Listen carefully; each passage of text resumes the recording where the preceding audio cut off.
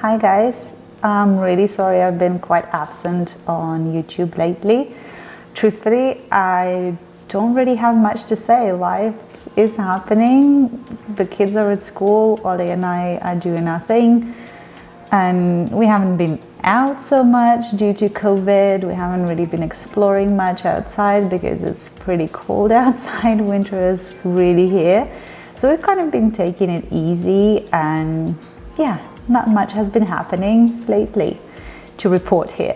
But before you completely forget about me, I thought I would make a video telling you more about our family and get more up close and personal. So grab a drink and let me tell you how Lily, Ollie, Tessa and Anais came together and ended up where we are right now. So as you probably know, or if you knew, I was born in Ukraine, and up until the age of almost 25, I lived, studied, worked in Ukraine, had my regular life, and everything was fine. I have a master's degree in finance, so kind of my career from then on, from my university, was decided for me, and I became an accountant, and I was working as an accountant for a few years. Had zero passion for it, but you know, it was a job, and I had a boyfriend, and everything was kind of going okay. Nothing super crazy or super fun. It was just like, you know, your regular life. And at some point I got a little bored and I started learning French. It was a remote learning program. At the time, there wasn't much going on online, so the program that I picked was kind of a mailing program. So I would get mailed some stuff to do. I would do it at home, send it back to the teachers, to the professors. They would mark my stuff, and, you know, listening the cassettes to familiarize myself with the sounds of French-speaking people. And at some point, I decided to reach out to somebody online on an online chat app called ICQ. So my millennials, you know that, right? I'm not that old. So I found somebody who would speak fluently English, because I thought I was speaking English pretty fluently, and French. So French, in my opinion, I needed somebody native French speaking. And I reached out to a few people, and one of them was Ollie. And our conversation started as follows. I told him that I was boring, meaning that I was bored. So I wasn't as fluent in English as I thought. And luckily he kind of brushed it off, and he explained the difference between I'm boring and I am bored to me, which I really appreciated. So he kind of taught me a little bit of English as well. So we just chatted online. Again, I had a boyfriend at the time, and Ollie was going through a divorce. So he was officially still married. And when we started talking, there was no like, I'm looking for a partner in life or just like a fling or anything. I just wanted to speak to somebody French. And we just ended up chatting almost every day, to the point that, let me go back to the exact dates. We started talking in September 2006. And by, I want to say January or February 2007, I broke up with my boyfriend because I didn't feel like that was going anywhere, and I felt like me and Ollie started getting closer and closer, talking every day about everything and anything. And in March 2007, he actually flew from France to see me in my hometown in Ukraine. And we kind of got pretty serious after that. Met again in May 2007. He came again to Ukraine. And then in September, we had a little holiday in Croatia where Ollie proposed to me. So we were very serious. And then he came again in December 2007. and we went to the French embassy in Kiev, in the capital of Ukraine, to let them know that we want to get married, because to get married to a foreign national in Ukraine, we needed to get some papers, and I needed to prove that I wasn't a gold digger. Literally, that was the idea behind those papers. We had to prove to them that we have met, that we have feelings to each other. We were interviewed in separate rooms, separately. So it was pretty intense, but we were kind of ready to do whatever it takes. Like, if those were the rules, we were following those rules. And even though it was very complicated, we've gone through everything. And then he came at the end of March 2008 with his mum and my parents, his mother, my brother was there, and that was our wedding. On March 22nd, we got married in my hometown of Kharkiv. I don't know if anybody knows that, but it's like the second largest city in Ukraine. In the process, Ollie moved from France to England. He got a job in this company, and he really wanted to try something else rather than just living in France all his life. And he was now in the UK.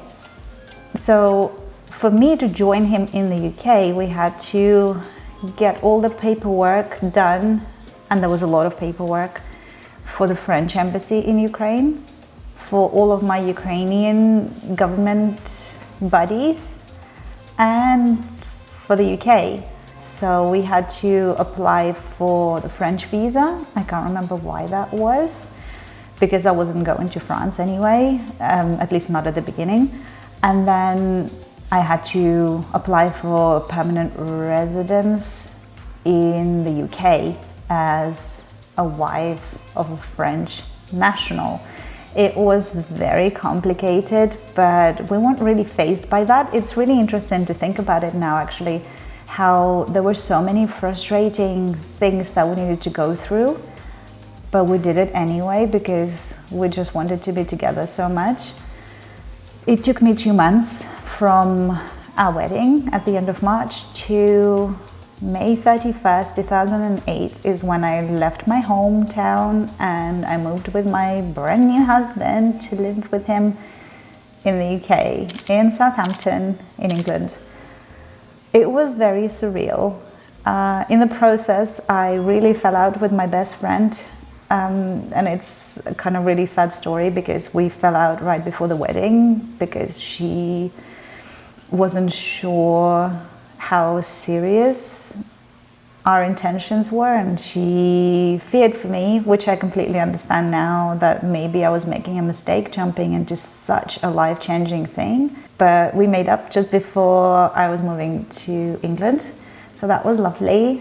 And I am still best friends with my best friend. When I moved to the UK, obviously at the beginning everything was very, very exciting and fun. We went to Paris for the first time and had holidays in France as well that first summer. And then the more I lived in England, the more I kind of started resenting it. I didn't speak English as well as I thought I could.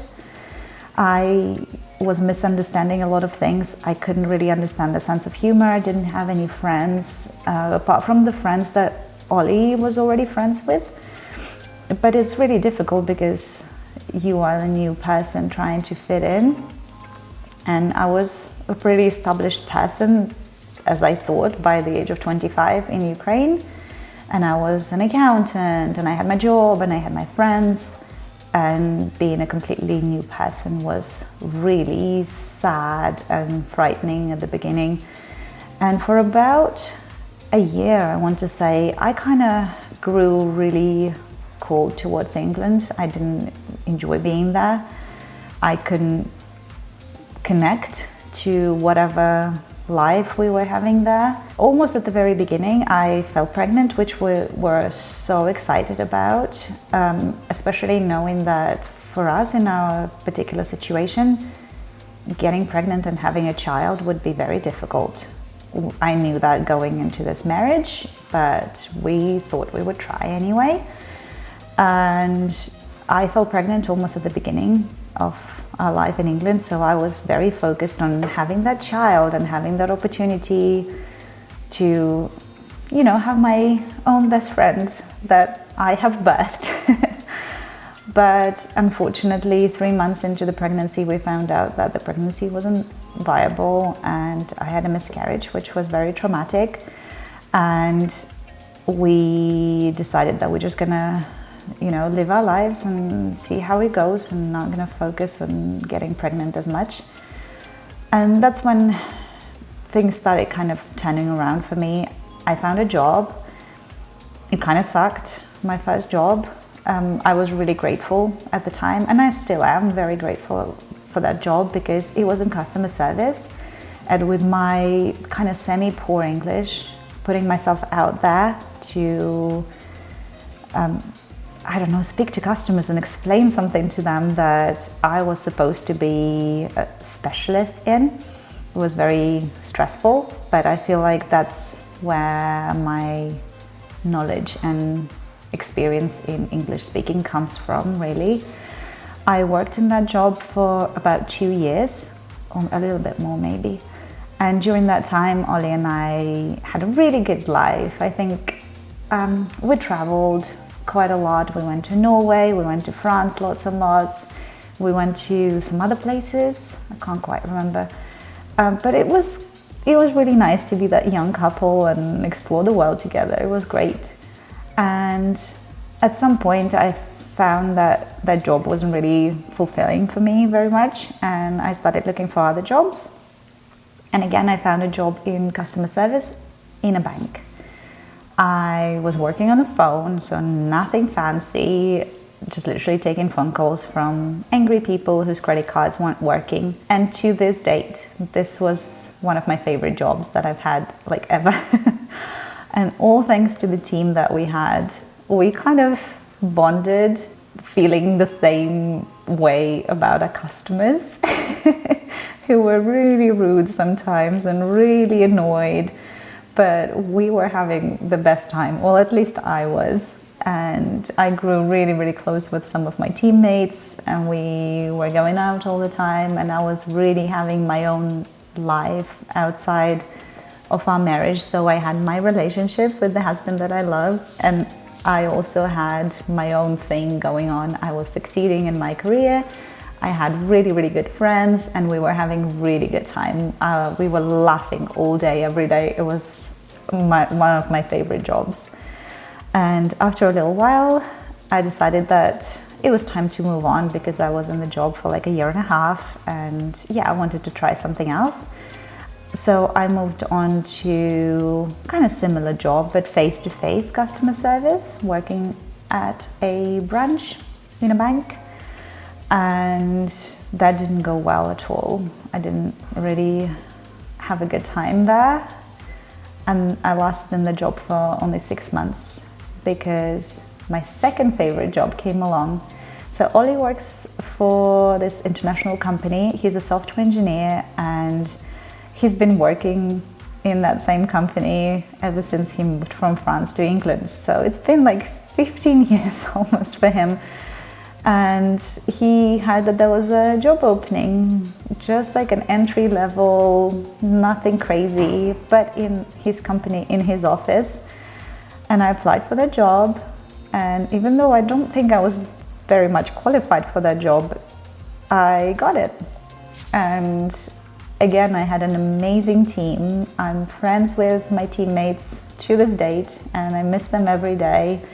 They really made my stay in England very, very special, and I can't wait to see them again. Whilst working there, Ollie and I decided that now that I was over 30 and he was over 30, that was one of the rules in the UK to apply for an Ivf procedure, which is an invasive procedure to help people who can't easily have children, fall pregnant. And it was a very stressful time, because I was the one having to go through a lot. I had to inject hormones into myself. I had to go and see the doctors constantly, and I had to have a minor surgery for that. But we came out with what the doctor said, 3 healthy looking embryos. That, I know it's very personal, so if you don't feel comfortable, you can skip this part. So we decided to inject the first embryo immediately after the procedure, and unfortunately that didn't work. So we had to wait a couple of months after that procedure to try again, which we did. And that second embryo is right now our Tessa. And I was extremely stressed the whole pregnancy because I couldn't believe that this was actually happening to us, that we had a successful pregnancy, and by the look of every scan, we were having a healthy baby. It was really, really strange and very stressful for me. Ollie was very excited and happy, and I was very stressed the whole pregnancy, even though I had 0 reason to be stressed. And then along came Tessa, and she was healthy and happy. She was very cranky for the first few weeks of her life, but it was just how she was. And then life got a lot easier after the first few weeks. And at some point I was ready to go back to work after about 8 or 9 months of being on maternity leave, because I wanted my old self back. I don't think of myself as just a mother. I'm so much more in my head. So I was really ready to go back to work, and unfortunately my whole team, right before I was ready to go back to work, has been made redundant. So we were all let go. I completely understand where the company was coming from, because the project was kind of slowly dying, I guess. But I have lost my favorite job. So I was really sad, and even though we decided to send Tessa to a nursery, daycare kind of thing, 1 day a week, I felt really bad that I wasn't paying towards that I wasn't really earning any money, and I'm not used to being a kept woman. So at that time I was really, really kind of sad and stressed. And instead of looking for something proper, or just giving myself a little break and really focusing on what is it that I want to do with my life, I started looking for random jobs, and I was doing something online here and there. I applied for another job in finance, which I really wasn't interested in, and I got it. And I stayed in that job for another 6 months, but just before I started that job, I knew that I got it. I was contacted by the same company that just let me go, because they were starting another project and they were looking for somebody with my skill set, which is in marketing and social media. And I was ecstatic. I was so excited to go back there. I would be working on my own without the team, but it's in the field that I'm interested in. It's with the people that I already know from some other projects. I was just ecstatic. But it took them 6 months to get the position sorted and open up the budgets and all of that stuff. But I knew that at some point that job would be mine. So I proceeded to work in that finance company for 6 months, and then I started this brand new job. And as I started this brand new job, we also decided to take Tessa back to Ukraine, introduce her to my brother. My mom had visited us a few times before, and that was fun, but we really wanted to go and see my hometown, show it to Tessa. And also my dad had passed away a couple of years before that, and I wasn't able to go to his funeral, which was very sad. And it was my opportunity to go and kind of visit his grave and say my personal goodbyes. And just before starting a new job as well, we decided to use our last frozen embryo and try for a second baby. Tessa was 1.5 years by then, and we thought it would be a really good age difference. We tried, and I felt pregnant, and we were very excited, and that pregnancy lasted about 5 or 6 weeks, and unfortunately I had a miscarriage again, and we kind of had our mindset now on just having one baby. We're already extremely blessed to experience even one healthy pregnancy and have one healthy child coming out of this process. So we were like, it's not so bad. It's absolutely perfect.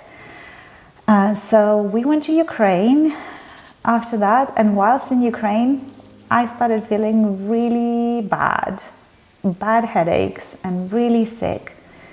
I kind of chucked it to, different cuisine. Ukrainian food is really heavy and fatty, potatoes and lots of meat. So I was feeling maybe I just don't eat like this anymore, and I'm not used to feeling so heavy after every meal. That's why I'm not feeling very well. And didn't really think much about it. Then we came home from Ukraine. We were back in England, and I'm not getting any better. I'm still feeling really, really sick, still headaches, still not well. And Ollie and I were like, well, surely there's no way I could be pregnant. And I wait another week or two, and then I decide to take a test. And the test was positive. We were so shocked that we couldn't really believe it for another week or so. And then we decided to pay for a private scan to go and see what's happening. Can it even be? And we went for a scan thinking, well, I'm probably 4 or 5 weeks pregnant. I was 13 weeks pregnant. So when we were in Ukraine, I was already pregnant, which was really unbelievable. We couldn't really understand how that happened, but that's our baby Anais now. But one important thing I forgot to mention was that when Tessa was about 1 year old, we decided that we didn't want to live in England anymore. And because Ollie is working for an international company, we could potentially ask them if he could be relocated to the US or Canada or Australia. We wanted something English speaking. I think I've made a video properly explaining our reasoning behind moving to Canada, and I'll tag this video here. And we decided on Canada when Tessa was about 1 year old. We came to visit Calgary in April 2016, and we really liked it here. We came to Lake Louise, Lake Minnewanka. We stayed in Calgary for a week, and we really, really enjoyed it here. And we made up our minds that we were moving to Calgary. And we started applying for a permanent residence in Canada. We didn't tell anyone, and it's taken us a long, long time to actually be able to open up to other people. But as we were applying for everything, I fell pregnant with Anais, and it was just a strange situation. We were applying with 3 people, but then we needed to reapply considering an extra family member that wasn't even born, that didn't have a passport. So it was a crazy situation, and that made the whole process, I feel like the whole process from applying to moving would have taken us maybe a year and a half, but because we had to wait for the safe arrival of our 4th family member, that whole thing made the process a year longer, I think. So it was pretty crazy. When we got a permanent residence, it was a month after Anais was born, because we had to expedite her passport application and everything, and then within a month we had our permanent residence to move to Canada. And that happened, I want to say a couple of days before my birthday, so that's in July 2017. Once we got that, we had about 6 months to move to Calgary, or anywhere in Canada. We had 6 months to cross the Canadian border from somewhere, anywhere. So we started selling our flat in England. We started selling all our belongings, started getting ready, had like the last 4 months of, visiting around and making memories in England, saying goodbye to our friends. And in December 2017, we safely landed in Calgary, where we've been for almost 3 years now. It's really crazy to think that on December 4th this year, it will have been 3 years since we moved to Calgary. In the meantime, I started this YouTube channel where I wanted to document our journey and to share with our families what the life is like here in Canada. And I can't believe that 12,000 of you have subscribed to it and have been following this journey. I would never have thought that I would end up being a videographer, interested in photography, making videos for people on social media, but that's what I do. I have had jobs here in social media and in marketing. I can't believe that's where I am right now. It's pretty crazy. What's even crazier is that Ollie has been with the same company this whole time. What's even crazier is that our children have lived in Canada for longer than 50% of their lives. That's really crazy. Yeah, so we have one French husband, one British wife, because I have my British citizenship now, and 2 little girls who are British and French. We don't know if we want to apply for Canadian citizenship. We don't really know where we're gonna end up, but this journey has been kind of crazy, and it's really interesting to think back at our lives and how incredible they have been so far. And I'm looking forward to finding out what's out there for us in the future. When you think about yourself like just this ordinary person, and then you look back at your life, and I'm really proud of myself. I really am, for all the things that I have overcome and we have overcome as a family, like having problems with infertility and losing the jobs that you really like and moving away from the friends that you really love, and that shapes you as a person. And now looking back, I am just extremely proud of the kind of person that I have become. It gives me so much joy watching my children become the people that they are, and being so incredibly proud of my husband for being that one rock for the family, and I can try different things thanks to that, just being kind of financially secure, touch wood, even whilst moving to another country halfway across the world. One thing that I don't want to say regret, but that makes us a bit sad, is being so far away from our families. And even though we welcomed Ollie's family here a couple of times, my mom hasn't managed to come here, and now with COVID we are so far, we really feel disconnected from them. And even though we're on our phones all the time with them on Skype and other things, it really feels like if anything happened to them right now due to COVID or anything else, there is absolutely nothing we can do to be there for them, and that's really heartbreaking. And I don't really want to finish this video on such a sad note, but if you are thinking about moving halfway across the world or somewhere far away from your parents, just be ready.